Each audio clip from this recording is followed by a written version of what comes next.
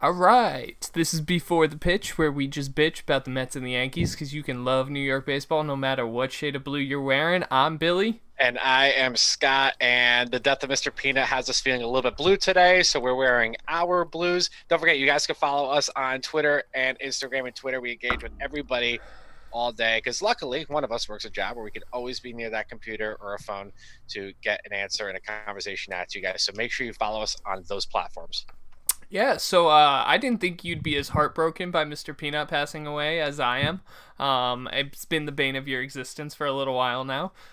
But with that said, we're going to jump into the hot topics of the past week. That's starting with the Hall of Fame, the Mets' new manager, and a couple of the other little rumblings around baseball for this week. So Yeah, you so want you want to start with the Hall of Fame, or you want to start with the Mets' new manager? let's start with the Hall of Fame because I feel like the bulk of the conversations are going to come from the Mets and their new manager. So let's leave the bulk of that for later.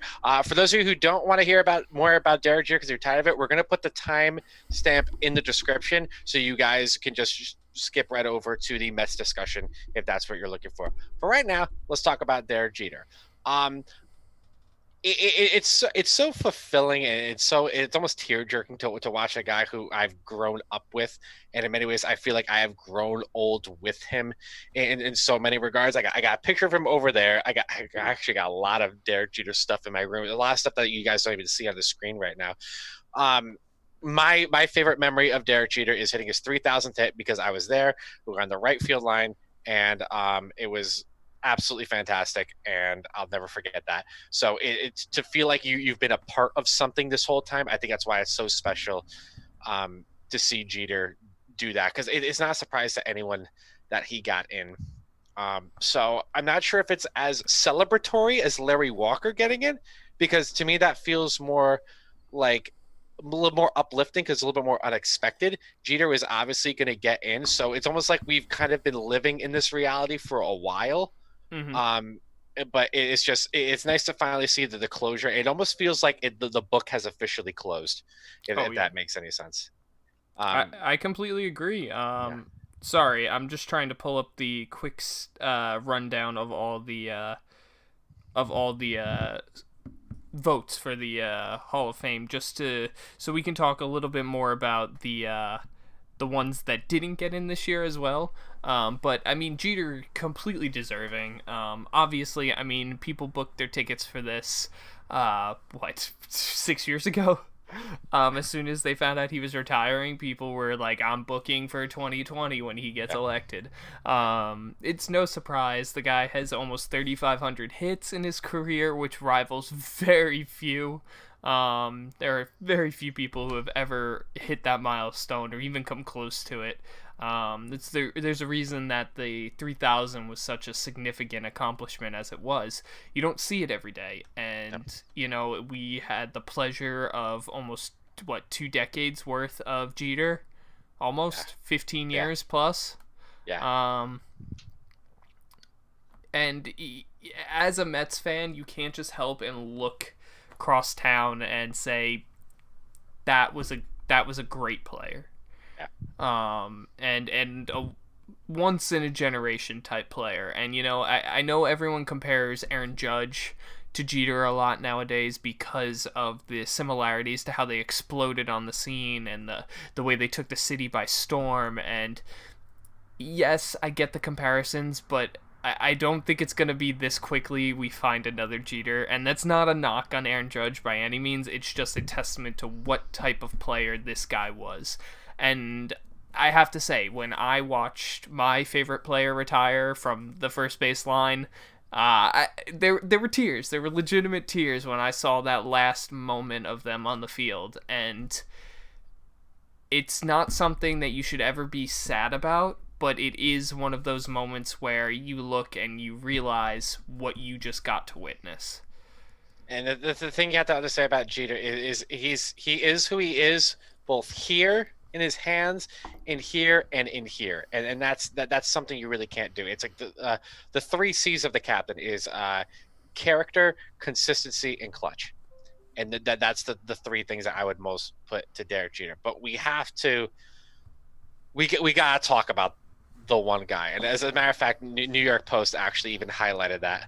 I couldn't help but pick this up. I giggled for about 5 minutes on this.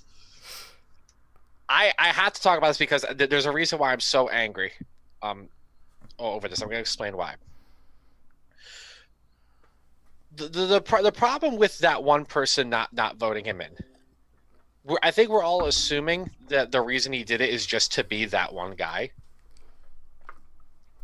I truly hope it was just a mistake. For the sake It could be. for the sake of this guy, I truly hope that it was just a mistake and he thought he checked the box, but like when he was looking through and voting for people didn't realize he didn't check the box. Yeah, which is possible. But if this is intentional, the problem I have with this is you have to vote on the basis of yourself, not on the basis of everybody else. And here's what I mean by that. You have to look at it and say, if I am the sole decider, yes or no, not one person in the world is going to say no to Derek Jeter in the Hall of Fame. So why don't you vote? Oh, well, because, if everyone's going to vote him in, so I'll just give it to other people. Here's the problem with that. If enough people thought that, and that becomes the accepted mentality, you're going to throw the whole thing off. And don't think that won't happen. Someone's going to get in who's not supposed to get in. Someone who's not supposed to get in, or someone who is supposed to get in, is not going to someday.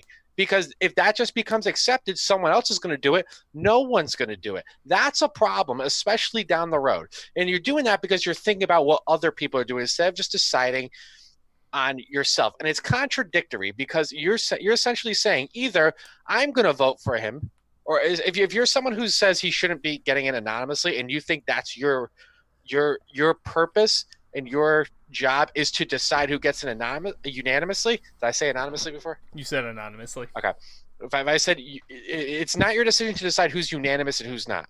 It's not up to you to decide the different levels. It's your decision is yes or no. It's black or it's white in that regard. It's not to say, well, I think he should be a second rounder, or I think he should get in, just not now, or he just shouldn't be unanimous. Here's the problem with that.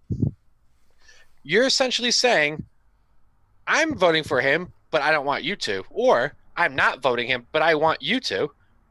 That's untruthful. And now you're essentially lying on the ballot. It becomes a point like, well, so what are you voting on? That's not for you to decide what round he goes. That's not you to decide how many other people vote. That's not up to you to decide the percentage. It is up to you to say yes or no on the basis of yourself. This is a slippery slope. If this becomes accepted, it's going to cause problems. And I really want to bullet a few excuses I see from people that drive me nuts. Here's the three things that always come when they say why a guy didn't vote for him. But Ken Griffey didn't get 100, so Jeter doesn't deserve it either. Cool. So that logic is, instead of ever correcting the mistake, because you screwed one guy up, you have to screw everyone up in succession instead of ever correcting the mistake. That's moronic. Absolutely moronic. First of all, I don't even think Ken Griffey should have been the first unanimous. First unanimous should have been Randy Johnson the year before, but both of them should be unanimous. And I'll even stay on record in a Yankees jersey, David Ortiz should be unanimous. And I will flip out if he's not unanimous either. And now I'm not even expecting him to. Second one is, well, he's not the best shortstop who ever lived. So? Is that our standard of getting in the Hall of Fame? If that's your standard, is just the best person at every position ever, you better wipe out half the Hall of Fame. You should only see 9 people in there, if that's the case right there. Because you can't just go off of that, who is the absolute super best one. That makes absolutely no sense. And especially they say, but his defense. Listen, his defense says he is an average defender with like a fielding rate of like 960 something, which is still killer. His range isn't anything special, but you're not voting on Derek Jeter's defense alone. You're voting on Derek Jeter, the package. And Derek Jeter in whole has the most hits of any shortstop ever. Is 6 on the all-time hit list. Has 5 Silver Sluggers as a shortstop. And for your defense, that's so bad he had 5 Gold Gloves anyway. The guy's won a World Series MVP. Write those things down. I didn't even get to his career batting average of 310, Or the and then a fact that he postseason won batting average 5 World Series. of 309. Like, come on. Are you kidding me? What's wrong? The second most amount of home runs of any shortstop ever. Write those down and tell me that guy does not deserve to waltz in the Hall of Fame. Like, absolutely no problem. Oh, And the last one that drives me nuts is, well, this guy was trying to help 10 other people. Can you honestly make an argument that there are 10 people on that ballot who deserve to walk in the Hall of Fame before Derek Jeter? 10? 10. You cannot make that argument to me. If you are trying to if you are someone who votes for him and you have any of those reasons, you are an idiot. Even if you're thinking you're going to help yourself by getting your name out or something, which, first of all, the guy's not even releasing his name. As a fan of the game, I want to find the best people who can give me the best content that I can engage with it on a daily basis. You have given me a reason not to engage you with your content because you're a moron. And I don't care about anything else you say because you have labeled yourself an absolute moron. So that's all I have to say about that. I'll take this stance on the whole Jeter thing. It's BS that he didn't get in unanimously, because I agree with you. If your whole basis of your argument is, well, nobody else did, well, that's not really the question. The question is this guy a Hall of Famer or not? And the answer is yes. Larry Walker, I get why people didn't vote for him all these years, but the guy deserves to be in. And it's kind of unfortunate that it's taken till his last year on the ballot to get him in. But when you do run into classes like last year where you had 4 overwhelmingly deserving players to get in, and the year before where I believe you had 3? Oh, I can't remember off the top of my head. I can't remember. I think it was 3 the year before. That was the year Piazza went in. Yeah, and Griffey was the year before, and Randy Johnson was the year before that. Yeah. But, like, you can just go down the list of players that should have went in unanimously, and if your whole basis is, well, this guy who was a better player didn't get in unanimously, therefore he shouldn't, that just makes no sense to me. It's either yes, you think he is, or no, you think he isn't. And if you tell me no, Derek Jeter is not a Hall of Famer, I'm going to look at you and walk the other direction. Yeah. Because he is 100% a Hall of Famer, even if he only got 99% of the vote. And you know what? We go through these other players, and like, if you're telling me this guy was trying to save players like, I don't know, like Alfonso Soriano or Jason Giambi or Cliff Lee or, you know, Paul Konerko, like, if you're trying to save these guys from falling off the ballot, I think you're a little misplaced on what the actual value of a Hall of Famer is. Michael Kay was at a show today. He said, "Who's the idiot who voted for Brad Penny?" Yeah. He said before, and there was someone else on there whose name I can't even remember. Probably a name that came up on MVP Adam 05. Dunn, Brad Penny, JJ Putz. JJ Putz, that's the other guy. Raul Ibanez. Yeah, Cliff so Lee. like Michael Casey said, Who voted? as bad as it is that someone didn't vote for Derek Jeter, the votes who should be taken away are the guys who voted for JJ Putz and Brad Penny.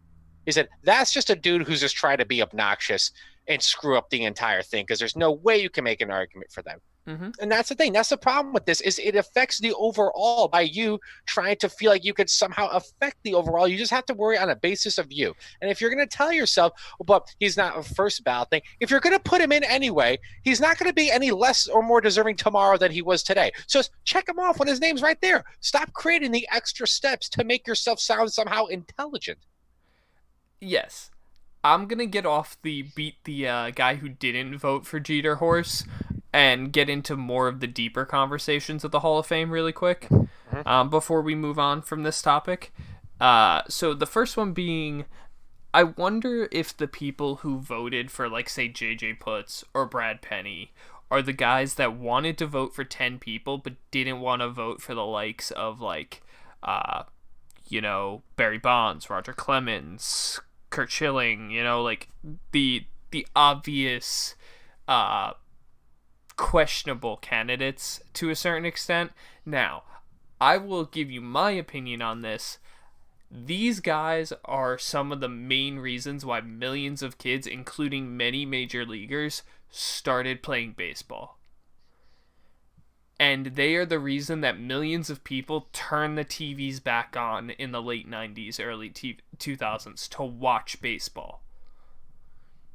And if you're going to penalize these guys for what everybody looked the other way because all they were doing was bringing viewers to baseball and bringing entertainment to the game, and you were making millions and millions of dollars off of these guys, and you're going to turn the other way and say, but they use steroids, you're a hypocrite. Because if you weren't calling them out then, and you weren't suspending them then, there's no reason to not let him in the Hall of Fame. Because you can have the conversation about A-Rod. Because guess what? He was suspended for it. You can have that conversation. Though, in my opinion, you gotta let him in if you're gonna let in Bonds and Clemens and all of the above. If you're gonna let those guys in, you gotta let in A-Rod. But you can have that conversation, at least with A-Rod, where it's like, but he was legitimately suspended for it.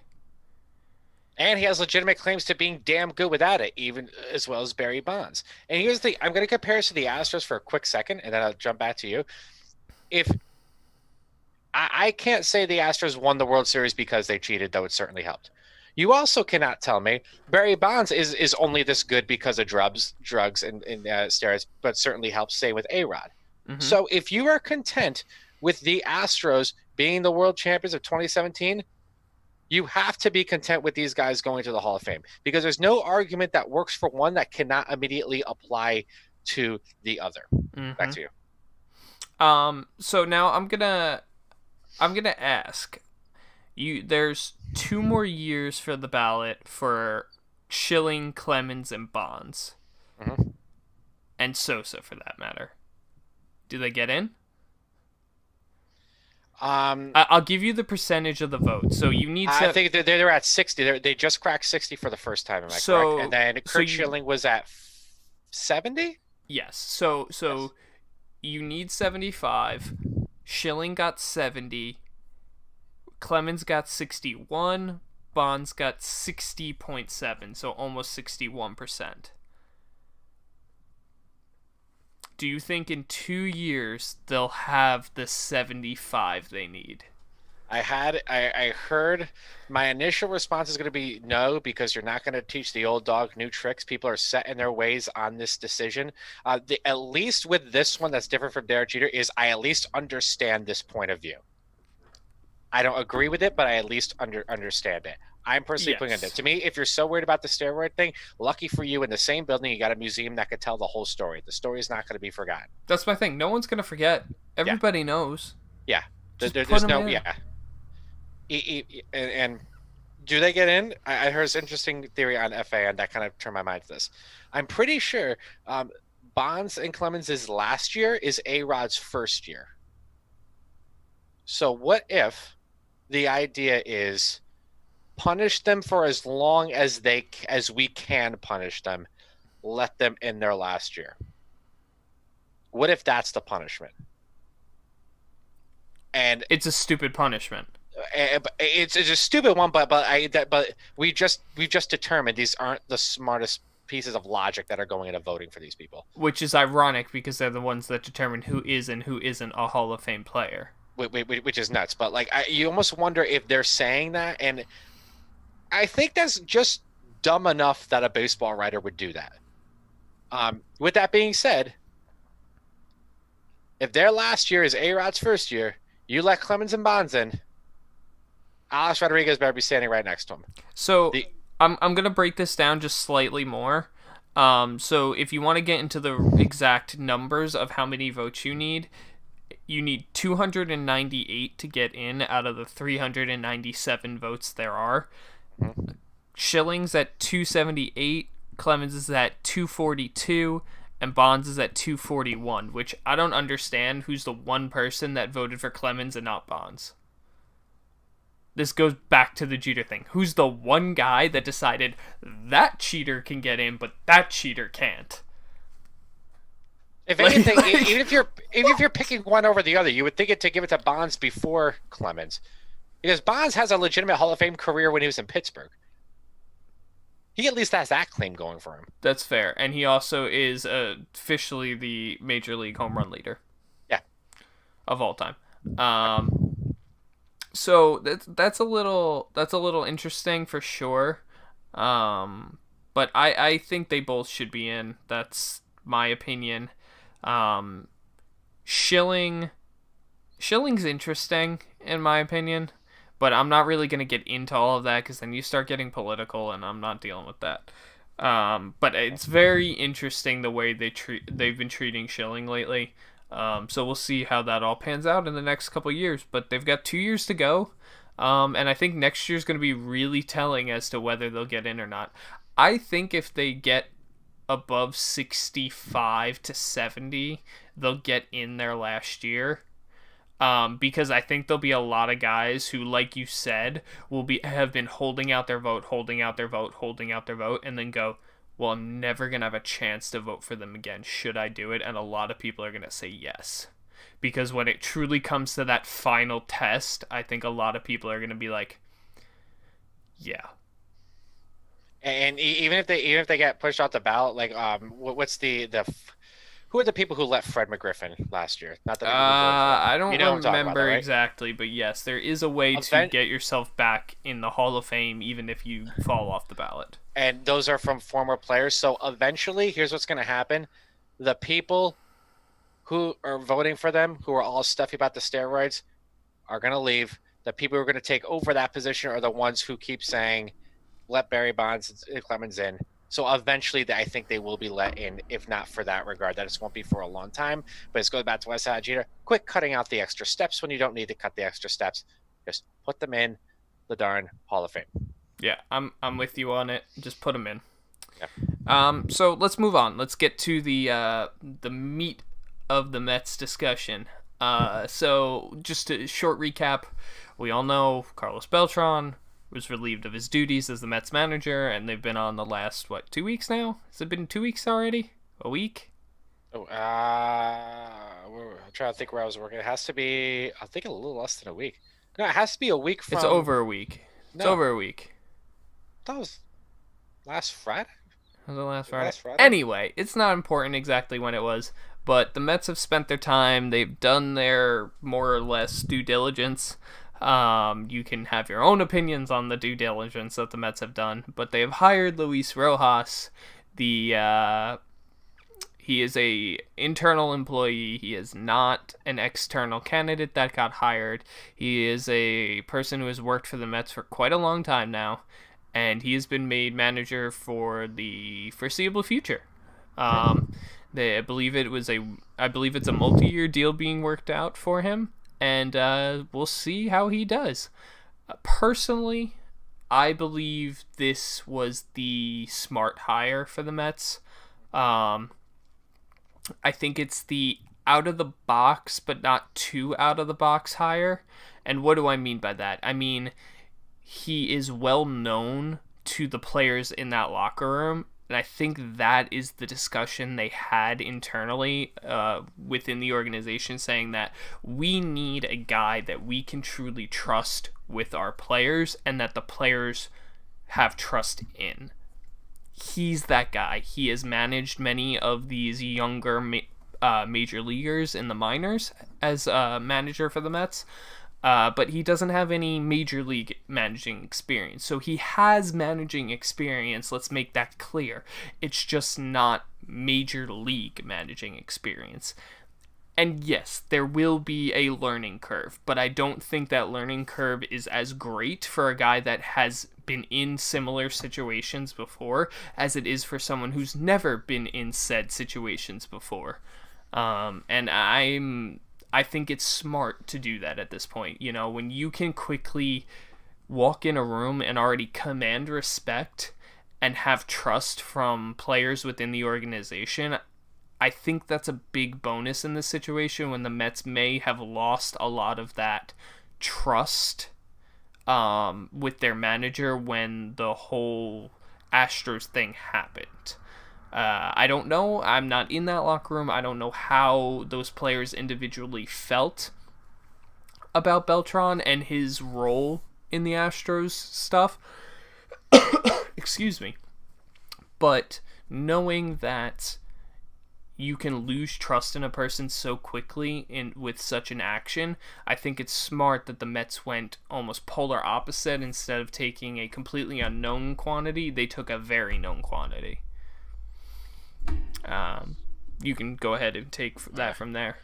So this puts Rojas in the awkward position because of what I said about the firing of Beltran. Is we're gonna go forward now with not the guy. Mm-hmm. Could be a guy. Doesn't mean it's not gonna work out.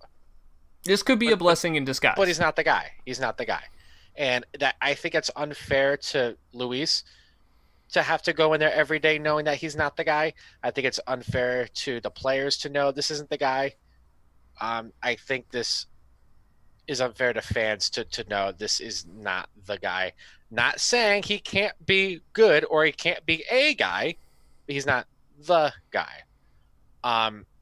Now I can't have too much of an opinion on things that I don't know too much about. I know who Luis Rojas is, but I am in no position to really analyze this. So what I'm going to do is I'm pretty much going to go through a couple things on my checklist that from the initial managerial hire for the Mets and ask if you think these things will still apply to Luis Rojas as it is. Okay. The first one that I had is the Mets need an adult in the room, and that's why I wanted them to do like a Girardi or a Showalter. Is Luis an adult in the room because he has been with the organization, is already respected as an authority figure, or is he not an adult in the room because he hasn't done something of this magnitude before? So here's my answer to that, and it's a two-layered answer, unfortunately. One, I think with the younger players like Conforto and Nimmo and Alonso and McNeil, yes, he is that adult in the room because he has managed almost all of those guys in the minor leagues. So they already do have a level of respect and understanding of what he expects out of them. He also did work with the Major League roster last season in some capacity as the quality control coordinator, whatever that means. He controls quality, duh. Yeah, obviously. So I think he has already built that relationship with those younger players for sure. I think where the question lies of can he be that adult in the room is how does he build relationship with players that weren't in the minor league system, because he is very young. He is the second youngest major league manager. Is the youngest Osmus? No, it is. Or what's Gabe Kapler? I have No. I assume he's young. I can't remember it. Crap. I can't remember the name of him. I'm sorry. I apologize. But he is I know Rojas will be the second youngest major league manager going into next season. Mm-hmm. So, how do you command the respect of players that are potentially older than you? Players like Robinson Cano, Yoenis Cespedes, players of that ilk that they have an aura about them when they walk in a room, and can you handle that? These are things that he has to understand, and these are things that he will have to manipulate. But I believe if you have an overwhelming consensus from the locker room beginning with the younger players, that it makes it a little bit easier for those other players to come around and warm up to such a person. I mean, just from the way he displayed on Twitter today, it seemed like Marcus Stroman is extremely satisfied with this. And he's a veteran player that hasn't been in the Mets organization that long. So that's a good sign for Rojas if he's already made that type of impact from that he's gained the respect of a player like Stroman. Now, my second one is, you said this is a smart hire. You think it's a smart hire. So is he a smart Band-Aid and there is a bigger end game to get to eventually, and he's just the best guy who can hold us till we get to that end game? Or is this it? Because, well, I think it's safe to assume he's the number 2 choice at this point behind Beltran. I think that's Yes. safe to say. So is it just to say, well, this was the best we were going to do regardless if it weren't for him? So this is the answer? So is he the answer? Or is he going to get us to the answer, but expect it to still do well until we get there? I think he very well could be the answer. I think there's a lot to be said for his experience as a coach and a manager, even for his young age. I know it's not, like I said, I know it's not major league experience, but experience is experience. Just ask any employer and any person who's trying to get a job under the age of 25. Experience is experience, and you know what? That's all they care about. Um, but with that said, there's still a lot of unknown quantities here. You know, he's not a Buck Showalter walking into a room. He's not a Joe Girardi walking into a room. So you can't be like, well, look at the track record. Well, the track record is a lot of minor leagues and a lot of coaching, but not necessarily major league coaching. Now, what does that mean? I think it means that he has a lot more of the pulse of the younger players and understands how to convey information to younger players, which I think is vitally important in today's age. And that is something that the Yankees even recognized and took advantage of with Aaron Boone. And we actually see that trend across the major leagues overall, but especially with the Yankees is the reason why they went out from Girardi to a complete opposite spectrum guy like Boone. But continue. Well, it's the same reason that teams like the Astros hired AJ Hinch. Teams like the Red Sox hired Alex Cora. Reason the Yankees hired Aaron Boone. The reason the Mets hired Carlos Beltran. There is this trend across baseball of going younger so that they can build those relationships with players. So I don't necessarily take that as a bad thing. I just take it as a thing. On top of that, I don't know if Luis Rojas was the Mets' quote-unquote second choice. So there's a lot of people that have their input in these decisions when you're trying to hire a new manager. But your overwhelming voice in the room is going to be your GM, right? He's the guy. He makes the final decision here and now. If Beltran was Brody Van Wagenen's number 1 choice, then yeah, okay. I guess Luis Rojas was the Mets' second choice, but that doesn't mean that he was the second choice for everybody in that room. The general consensus that I'm hearing is that the people wondered if Luis Rojas was ready to be a major league manager, not so much that they didn't think he had the capability of being a major league manager. And in this situation where you have been thrust into a situation where you don't have a manager and you have limited time to rework your coaching staff to where you have a manager, I think it's smart to go with he has a high potential to be a good manager, even if he might not be ready right this second. And I know that kind of backtracks against the Mets' whole win now philosophy, but I believe that there's something to be said about trying to build a perennial winner, and he might be the right solution for that. Now, my one last thing on this is if he is just a Band-Aid solution, and the name I've heard thrown around by more than one reporter is, well, is it the name? Is this going to be your question? Ask the question. Oh, no, but I was just going to piggyback off of this. Is the name you're about to say the same name that I've been reading, which is AJ Hinch? Yes. Yeah. And if this is the Band-Aid fix to get to AJ Hinch, one, that is a terribly cruel thing to do to such a young now manager in Luis Rojas, to bail on him after one single year because you didn't think he was good enough when he was put in a very difficult situation to start. B, it is an incredibly hypocritical decision to make to hire the guy that got fired for the Astros situation after you fired a guy in the Astros situation. Now, here's where my next question is going to be, and you were getting close to it. We're talking about Brody.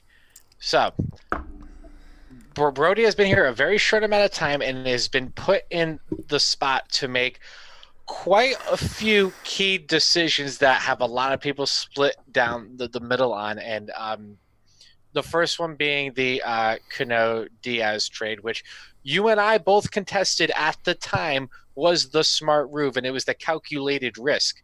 It was a very calculated risk. It was a high risk, but yes, it was a calculated risk, and I don't necessarily think at the time it was the wrong decision. We saw it did not benefit last year, but this year can fix if this turns out to be a good idea or not. But so the jury's up in the air on that whole thing, which had already taken a turn for the worst. Doesn't mean it can't get better, but we have to say that took a turn for the worst by the end of the season. For sure. So we after have that. year one, that deal looks awful. I will say that deal looks awful after year one. Yeah, but that's decision number one. Decision number two he's put in is do you fire Carlos Beltran or no? I said he shouldn't have, and that's another hot button thing that's got people split down the middle. How much pressure is it on this guy to be making his third pretty monumentally big decision in a very short amount of time for this one to really freaking impress before we start to say, Brody, you killed the Mets? So I think the Mets currently have too many good things going for them to kill the Mets in this short amount of time. You know, we say unacceptably underachieving? Is that a better phrase to use? I don't know how you can say a guy underachieved when he made a team 10 games better in 1 year. Okay. You know, they went from a 76-win team to an 86-win team in 1 year.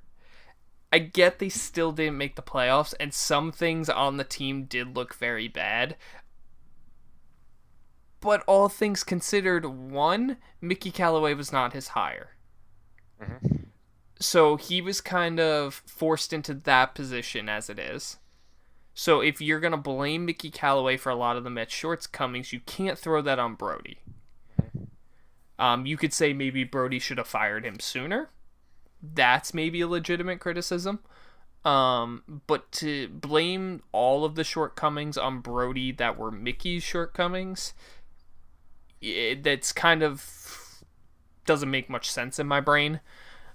Now, the Diaz trade, if Diaz turns it around and is the closer he was in Seattle or close to that reliever, I'm not even asking for fully that reliever, just close, and then you compile a healthy Betances on top of it, and even just a better year from Jerry's Familia, you're talking about one of the better back ends of a bullpen in the major leagues. On top of the fact that I didn't even throw Seth Lugo's name out there. You compile those four players into the back end of that bullpen, and you have a pretty solid foundation of a bullpen. So if that happens, automatically Mickey's number one mistake starts to be significantly lessened. Mm-hmm. Because that wasn't the Cano deal wasn't the Cano deal. You weren't making that deal for Cano. You're making that deal for Edwin Diaz. And if Edwin Diaz turns it around and has a good season, well, that whole trade gets flipped on its head a little bit. Granted, you have to weigh with that with the fact that Jared Kelenic is becoming like a super prospect. But still, he's still not in the majors, and you still don't know what he's going to be. A couple years ago, Will Myers was the super prospect. Mm-hmm. And now he's just a player. Mm-hmm. You gotta realize that until he gets to the major leagues, you still can't even say he's a superstar. But that's a whole nother. I want the Yankees to trade Debbie Garcia before something else happens to him. I would like to get rid of him. Story for another time. Yeah, let's not dive down that rabbit hole. We can talk prospects probably. Because you know who I'm going to say where I would send him. You know exactly where I would say. When the rosters are a little more finalized and we're in spring training, let's dive down the rabbit hole of prospects. Yeah. But right now, let's not do that. So Brody can quickly, with a couple things breaking right, I think the criticism on Brody quickly shifts away. Mm-hmm. You know, like the Beltran thing, you can criticize him, I guess, for not asking the question about like, hey, what do you know about what was going on in the Astros? And if Carlos, and maybe he did ask that question, and he's not gonna throw Carlos under the bus and say that he lied. Maybe he's not. Like, you don't know what that conversation was. It's a private conversation. We don't. You know, so maybe Brody is taking the heat because he does like Carlos so much, and so that Carlos doesn't get barred basically from getting another job because he lied to me. You know, so maybe that was part of the decision. I don't know. You don't know. You can make your assumptions, but it doesn't mean you're right. Just to reiterate for anyone listening for the first time, my problem with getting rid of Beltran is pretty much what I said at the beginning of this subject when I said now you're throwing everyone into an awkward spot with not the guy. And if Beltran was your guy, you should just held your guns and just said, listen, we're doing it because you're stuck between a rock and a hard place. And I think that would have led to a better path for success. But keep going. Then again, you also don't know how the players felt in that locker room. You don't. Yeah, you. That is a legitimate point that I have not addressed or even thought too much about. If you remotely felt like your stars in that locker room, like say Pete Alonso, Marcus Stroman, Jacob deGrom, like especially the pitchers, if especially Stroman being an outspoken person who's actually who quite against actively that, so he competed against that. Yeah, actively competed against that. Yeah. If there's no trust there to start spring training, I don't think it's gonna grow very quickly. And that can lead to a whole nother set of problems. I really don't know though. Like, these are conversations that you didn't have with Beltran, you didn't have with Brody, you didn't have with the players, so you can speculate all you want. Personally, I think they should have kept him because now you've been thrown in this turmoil, and now I'm just hoping for the best. And I'm being optimistic and looking on the bright side of Luis Rojas because I do think he's a very intelligent baseball person. But I agree with the quote-unquote sources being like, they don't know if he's ready for this. Well, I hope he is. I hope he is. Me too. For the sake of the Mets, I hope so too. Because New York is at its best when both of us are winning. Yes. And at the height of the summer in August, when you guys were rolling and the Mets were rolling, it was fun. Yep. It was a lot of fun. It was. Let's just hope we get that for a full season now. Mm-hmm. Last thing before we sign off. Sure. We're going to leave us on a cliffhanger because we are going to give one-word answers to this question and leave it at a cliffhanger for next week. Ready? Okay. Does Nolan Arenado get traded before the deadline? Or actually, no, let's say before the end of the season, does Nolan Arenado get traded? In one word, yes or no. Don't explain it because we're leaving it on a cliffhanger. Me first? Yeah. Yes. No. All right. That wraps it up. We have been Before the Pitch because we talk New York baseball because you sure as hell know ESPN won't. ESPN even admitted that they do. If you watch Max Kellerman and Stephen A. Smith's segment, they even admitted, even during the World Series, we don't talk about it. So kudos to you, ESPN, for actually getting some balls. Adios, amigos. All right, we'll talk to you guys later. Check us out on social media. We're always active, and we hope you guys will be too. See you later.